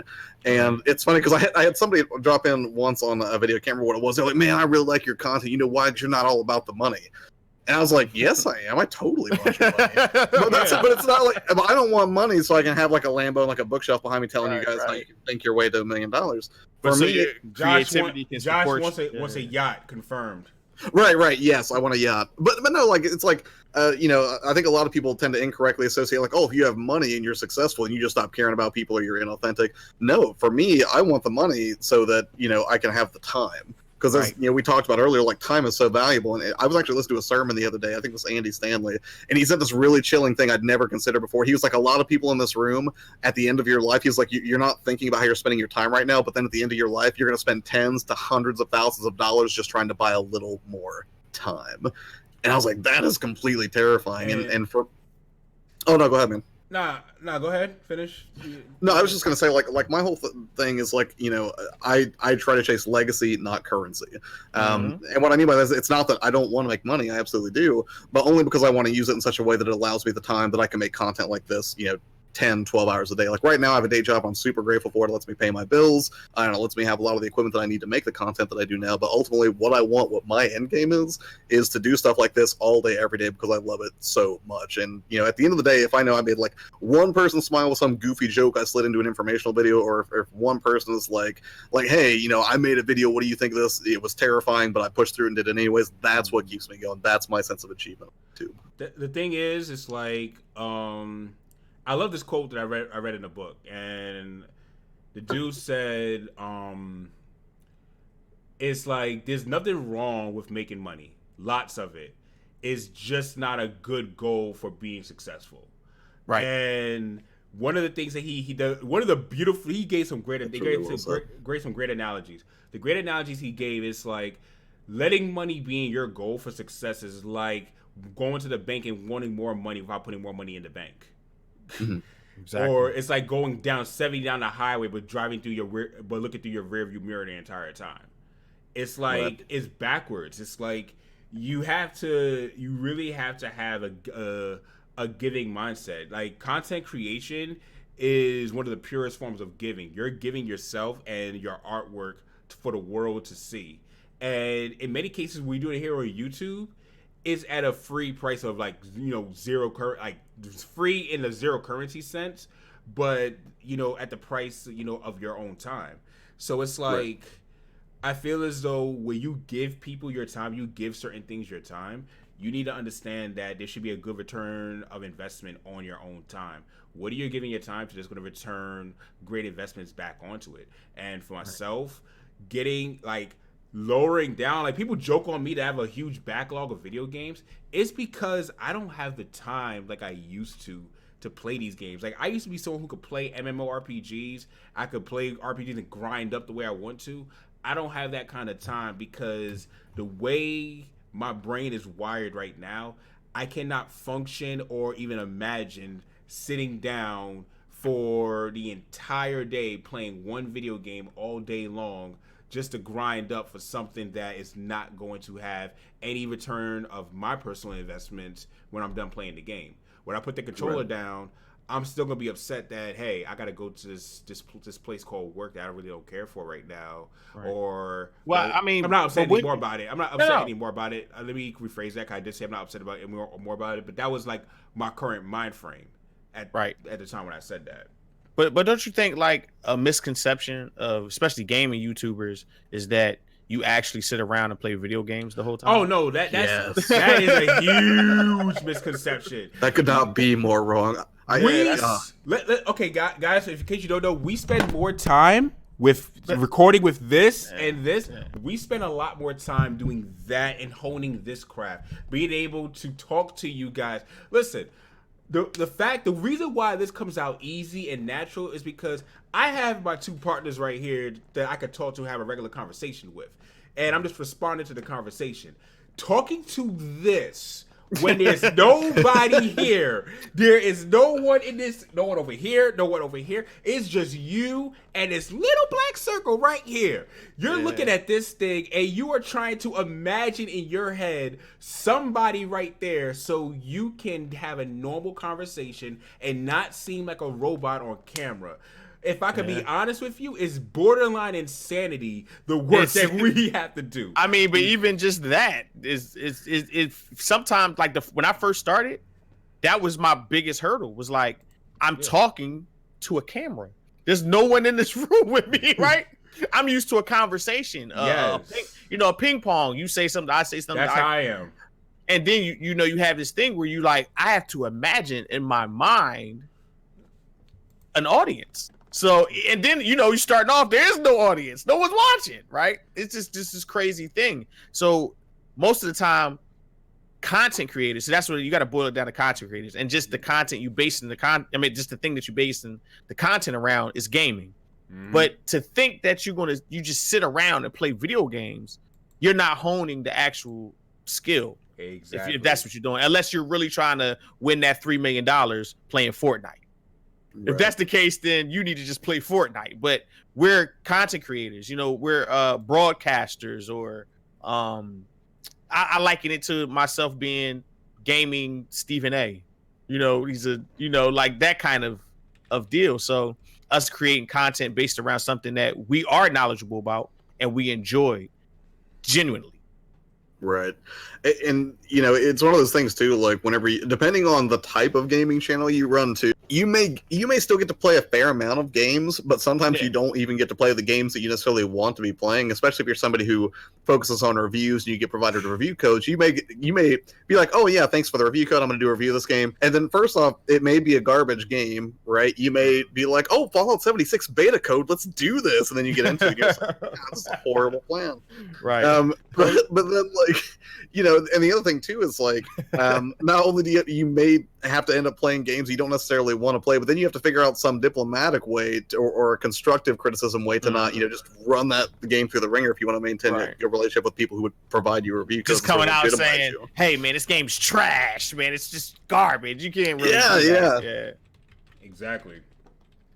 But honestly, for me, now, like I said, now that live streaming definitely helped. Yes. And it definitely helped me do a lot better talking. It's like I'm a lot more free on the camera, and I could import jokes that would come out better edited than live. But oh, sorry. And then Fallout 76 shows you what true disappointment is. Yo, shout out to Rob, man. Yo, Rob, if you wanted to jump in on voice, man, you definitely can towards the tail end. Chips already did it. It already made it a whole mess of himself. Yeah, I don't know what Chips was doing. Chips was tripping. When is it Chips? That's my guy, man. When is it Chips tripping? I don't know. That was crazy though. When is my it man Chips was at a tripping? party, man. This dude was at, yo, I'm in the village. I'm like, what? Pro Jacob said, I'm used to talking to myself, so I'm used to it. No biggie. You know what? Being here on doing content creation, I got a habit of talking to myself. I'm often rehearsing what I want to say. Whoever saw that Jay-Z interview when he's like, kind of like, he's somewhat preparing the song in his whole entire head. And he looks insane when he's doing that. He's doing that. That's me when I'm making my videos. That's literally me. I pinpoint like the entire like framework of the content in my head, and I just record from there. Yeah, he looks crazy. His fingers was doing weird stuff. I said, what is JC doing? Right? What's he doing? And next thing you know, a song just pops. Like, oh, okay, that's how you look when you're making it. So be it. So. Okay, he said, man, what if I could, but I'm in a super quiet Airbnb and two sleeping women and don't want to wake them up. Got you. It's all good. So, shut up! I saw that face. Let's not do that to him. What'd you say? Rob, you care if I do a giveaway in the chat? Go ahead. Give me a minute. All right, give me one second. I'll be right back. Now, Rob, I was gonna be cool. Rob. I wasn't gonna say nothing, but my man's right here. He kind of put you out there, man. Look, say no more, man. Say no more. He probably just had to put the headphones on because of you gotta relax, man. Gotta relax, man. I wasn't gonna say nothing. I was gonna say. Let's just say it like this, man. Sounds like a good Friday, man. Shout out to Rob Regal, man. See, I wasn't gonna say nothing. I was like, I'll let you know. I was like, okay, I will put you out there. I'll keep it pure. But Sincere had to look like word. Oh, and I'm gonna type this in instead of holding it up. Josh has a giveaway for you guys. It's a giveaway, and I don't think anyone's gonna want it.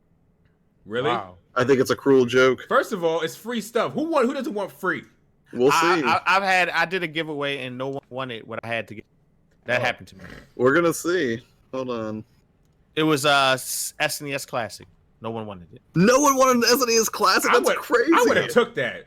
No one wanted That thing it. plays PlayStation games better than the classic does. I said, listen, guys, I'm not a creep. I'll send it to you. There won't be nothing extra in the box, but an SNES Classic. And literally everybody that won said, hey, man, I'm just fine. I'm just happy to answer the question. Yo, Rob. It was amazing. Yo, Rob, that's the second time you said that today, bruh. The first time, don't think I didn't peep game the first time, dog. That's the second time you said that today, dog. All right. All right, here you guys go. I ain't gonna say nothing. Whoever wants it.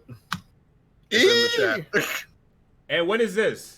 This Fallout 76 for the Xbox. You just giving out trash tonight, huh? Wow. Yep. that is so mean. Let me add, enjoy that. Didn't that game get better though? Like, did they improve? It's supposed to be getting a lot better. So actually, if you redeem that code, you may be like, you may be in for a real treat when they upgrade it. But I've been burned by it so much that I just can't do it. So I never played that. it, so I mean, it's probably one of those games somewhere down the line. I mean, like, the online part was at least moderately entertaining. I was like, I guess I can deal with the absence of NPCs or a true narrative or literally everything that makes a Fallout experience. But then it couldn't stay stable and it crashed my entire system. Oh, wow. Really? Redeem at risk. Nah, you know what? So, you know what? On that note, we're going to bounce. So, yeah, Josh. Yes. Where can they find you, good sir? You can find me at youtube.com/yourplayer2, on Twitter as it's yourplayer2 because somebody else already had my name. Really what I try to do on my channel now is to basically create content that is either informative, inspiring, or encouraging in some way, because it's hard to be a YouTuber, period, let alone a gaming creator, which is such a populated space. So if you come over to my channel, really what I'm in the middle of doing right now is a 90-day experiment where every weekday morning, 8 a.m. Eastern, I'm going live talking about new tips, tricks, strategy, opportunities to look out for your gaming channel, different formats you can engage, ideas that you might want to key off of. So I go live on my channel every weekday morning now at 8 a.m., which is a little bit taxing, but I'm going to be doing this experiment at least through Halloween and see how people respond to it, and then also to give people a kind of macro level view of what happens if you take your channel to a pure live streaming format. So if that sounds like something that's interesting, please consider coming over and subscribing, or if you want to talk some more offline, Twitter's there for you as well. But yeah, I'll be doing that at least through Halloween, at which point I have a sneaking suspicion this will be an ongoing format for the channel, or probably some hybrid combination of just continuing the morning live show and then doing 1 or 2 pre-produced videos a week, I would say. But in the same vein, helping gaming channels level up their game. Bet that. Nice having you on, man. Good being here. It's on you, boy. It's on you. I apologize. Listen, man, you always know it's a pleasure, and today we had a really good, especially that last, and we came in rough, but we're landing smooth. Finished strong. It was a strong finish. So pause all around. Pause all around. Yeah, I was waiting for the pause. So no, I always appreciate the invite, Avidan. It's always a pleasure talking to Josh. And you can find me on Twitter, sincere_GCG. Right here on YouTube, Gold Chain Gamers, and all the other stuff is Gold Chain Game, Twitch, whatever. If you want to follow me for some of my insane gaming takes and some weird skits and stuff like that, it's there for you. Come by, have fun, because that's what I'm about, having some fun and enjoying myself. So that's also a pause. See, and I play the pause game. So if you're gonna watch me, there's gonna be a lot of pause. Yeah, it's gonna be. We play the pause game. So yeah, man, just stop past and chill out with the kid. More than a game, it's a lifestyle. So you got those on sale? Not yet. Very soon. I need to cop that. That looks tough. That shirt looks tough. Thank you, my guy. I was supposed to wear these when we saw each other, and I kind of ran into a situation. It just was. All right, yo. Let me know how I can get my own. If I can get that in black and white, I'm good money. That's black and white, blue, yeah, purple's red. Good too. I'm just saying. With a multitude of flavors. So excellent. Yeah. Okay, so with that, this is your boy Avidan. To this week, I did a Pokemon reaction, which is doing pretty well. I think stepping up my thumbnail game is actually helping with my visibility now. So I'm going to take more time to polish better thumbnails for you guys. Also today, the homie Nintendo and I collabed and released a remix for the new Astral Chain video game that's coming out August 30th. And This is actually one of my favorite ones yet. It's like hearing it for myself. So if you haven't peeped it yet, go over to ASVG Beats at youtube.com and check it out there. And if you're not subscribed there already, hit the subscribe button. We are 8 away from 100. So if you guys could go over to check out that channel, I really appreciate it. And we're gonna go ahead and who can all fire? It's all fire too.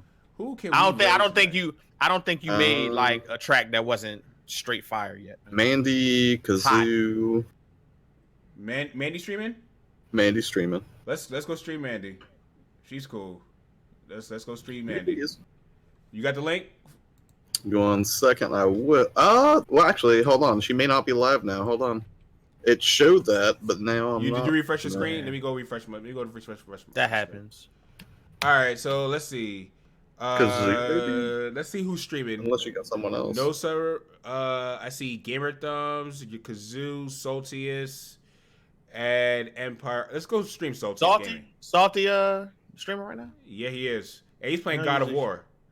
Yeah, you know, he's been very controversial on Twitter. If that's what you want to call controversy, right? If you guys want to go ahead and watch Salty play God of War, we got you guys. Go ahead, check out the homie, and with that, we're gonna go ahead and do what we do best. And I gotta get the screen up. So if you like this video, hit that like button, hit that subscribe button, and most of all, you make sure you share this with a friend. This is Avidan, Sincere, your player 2, and we are out. Peace!